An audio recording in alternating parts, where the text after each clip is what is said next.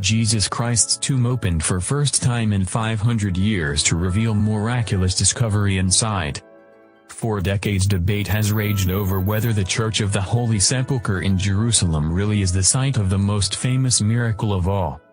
For decades debate has raged over whether the Church of the Holy Sepulchre in Jerusalem really is the site of the most famous miracle of all.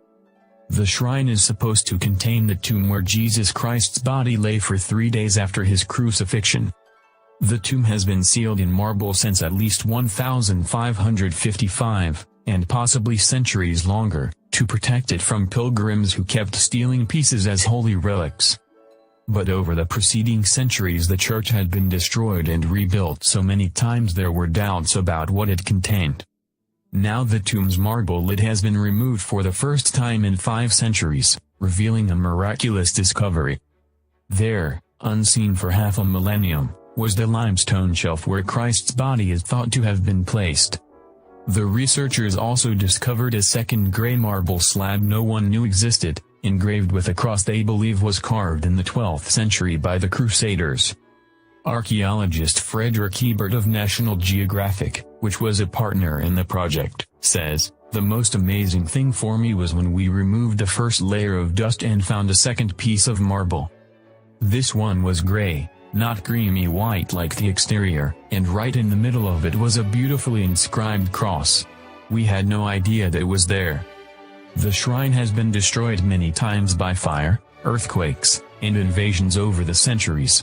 We didn't really know if they had built it in exactly the same place every time.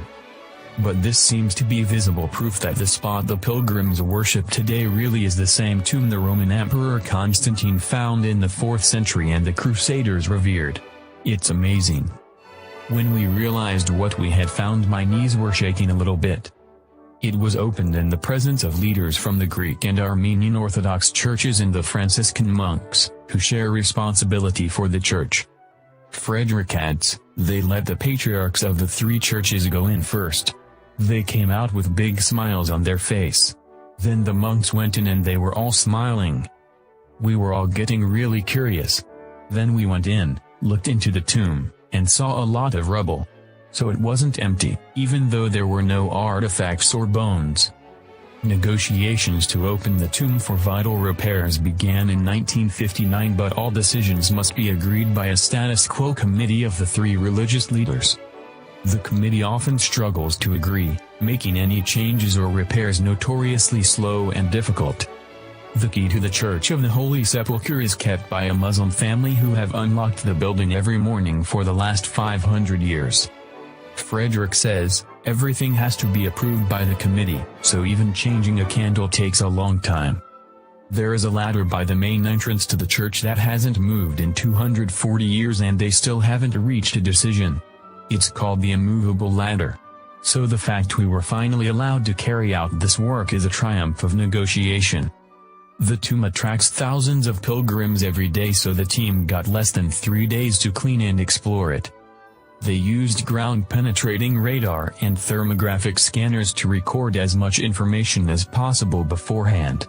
It took 35 conservation experts 60 hours to remove the dirt, documenting every step.